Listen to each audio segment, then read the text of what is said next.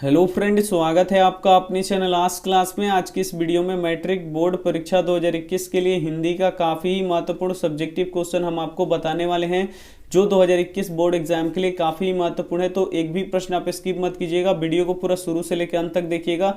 जब आप वीडियो को शुरू से लेकर अंत तक देखेंगे तो ये प्रश्न सभी यहीं पे आपको याद भी हो जाएगा। और सब्जेक्टिव क्वेश्चन का क्लास यहाँ पे 12 बजे दिन में चलता है, तो 12 बजे दिन में आप हमसे लाइव जुड़ के सभी विषयों का सब्जेक्टिव क्वेश्चन की तैयारी बहुत ही अच्छी तरीके से आप कर सकते हैं। तो आइए शुरू करते हैं यहाँ पे पहले नंबर प्रश्न से। और पहला प्रश्न यहाँ पे देखिए, अपने ही शब्दों में पहली बार दिखे बहादुर का वर्णन कीजिए। तो आइए इसका उत्तर देख लेते हैं। बहादुर 12-13 वर्ष का लड़का था, जिसका कद ठीकना, गोरा शरीर और चपटा मुंह वाला लड़का है।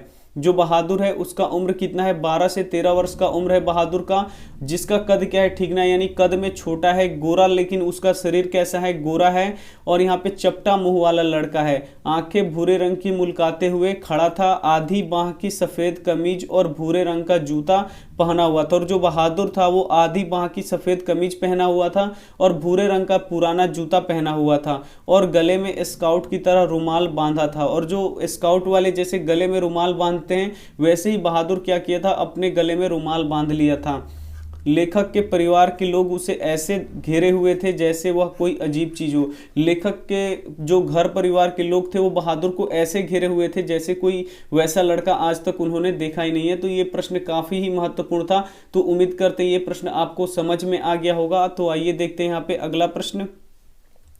अगला प्रश्न यहाँ पे देखिए, दूसरा प्रश्न है, वाणी कब 20 समान हो जाती है। यहाँ पे बताना है कि जो वाणी है वो कब 20 समान हो जाती है। और ये प्रश्न काफी ही महत्वपूर्ण है। अगर आप वीडियो को लाइक नहीं किए तो वीडियो को लाइक कर दीजिए, और चैनल को सब्सक्राइब नहीं किए तो चैनल को सब्सक्राइब भी कर दीजिए। तो आइए इसका उत्तर यहाँ पे जान लेते हैं। इसका उत्तर यहाँ पे देखिए, गुरु नानक का यह विचार है कि जब मनुष्य इस संसार में अपना अस्तित्व प्राप्त करता है तो उसे सदैव राम नाम की जाप करना चाहिए। यहाँ पे बोल रहे हैं गुरु नानक का यह विचार है कि जब मनुष्य इस संसार में अपना अस्तित्व प्राप्त करता है तो उसे सदैव राम नाम की जाप करना चाहिए, क्योंकि मानव का अस्तित्व राम की कृपा से ही है। यहाँ पे जो मानव का अस्तित्व है, जो धरती पे अस्तित्व मिला है मानव का, वो किन की कृपा से मिला है? तो राम की ही कृपा से यहाँ पे मनुष्य को अस्तित्व मिला है धरती पे। यदि वह राम नाम की जाप न करके किसी अन्य वाणी का प्रयोग करते हैं तो यह वाणी विष के समान हो जाता है। बोल रहे हैं यहाँ पे कि गुरु नानक बोल रहे हैं कि यदि वह राम नाम की जाप न करके, यानी राम नाम न बोलकर किसी अन्य वाणी यानी किसी अन्य वाणी का यहाँ पे प्रयोग करते हैं तो उनकी वाणी कैसी हो जाएगी? विष के समान हो जाएगी। तो ये भी प्रश्न काफी महत्वपूर्ण था कि वाणी कब विष के समान हो जाती है। तो गुरु नानक का यह मानना था कि जो मनुष्य इस संसार में अपना अस्तित्व प्राप्त किया है तो वो राम की ही कृपा से यहाँ पे अपना अस्तित्व प्राप्त किया है। तो उन मनुष्यों को यहाँ पे राम नाम की यहाँ पे जाप करना चाहिए। अगर राम नाम की यहाँ पे वाणी के बदले किसी अन्य वाणी का यहाँ पे प्रयोग करते हैं तो उनकी वाणी क्या हो जाएगी? यहाँ पे 20 समान हो जाएगी। तो उम्मीद करते हैं ये भी प्रश्न आपको काफी अच्छी तरीके से समझ में आ गया होगा। तो आइए देखते हैं यहाँ पे अगला प्रश्न। अगला प्रश्न यहाँ पे देखिए, 3 नंबर प्रश्न है, बिरजू महाराज अपने शागिर्दों के बारे में क्या राय है। यहाँ पे बताना है कि बिरजू महाराज की अपनी जो शागिर्द हैं, अपने जो चेले हैं, शिष्य हैं, उनके बारे में उनकी राय क्या है, यहाँ पे आपको बताना है। तो आइए इसका उत्तर देख लेते हैं। यहाँ पे शागिर्दों के बारे में बिरजू महाराज की राय अच्छी नहीं है।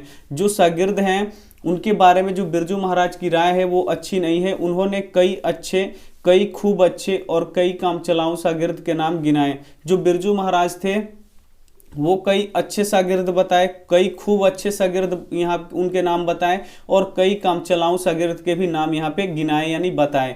यहाँ पे देखिए, किंतु शागिर्दों से उनकी शिकायत है कि किसी को त्याग या कला के प्रति सम्मान नहीं है। उनको शागिर्दों से क्या शिकायत रहती थी कि वो जो शागिर्द थे उनको कोई भी त्याग और कला के प्रति उनको सम्मान नहीं है, न उनके लड़के को भी है। जो बिरजू महाराज के लड़के भी थे उनको भी जो कला होता है उसके प्रति इनको कोई भी त्याग और सम्मान की भावना नहीं है कला के प्रति। यहाँ पे देखिए, बस कमाने, खाने और एंजॉय करने का ख्याल है। जो शिष्य हैं आजकल के उनको क्या लगा रहता है? बस कैसे कमाएं, खाएं और एंजॉय करें, बस यही ख्याल रहता है। और जो कला होता है उसके प्रति इनके कोई भी सम्मान नहीं होता है। यहाँ पे देखिए आगे क्या है, हाँ सरस्वती और कुछ दुर्गा के बारे में उनका ख्याल है कि वे कला को सम्मान देती है। इनकी जो शिष्य है सरस्वती और यहाँ पे दुर्गा, ये दोनों के बारे में बोलते हैं कि हाँ उनके बारे में इनका ख्याल है कि वे कला को थोड़ा सा सम्मान जरूर देती हैं।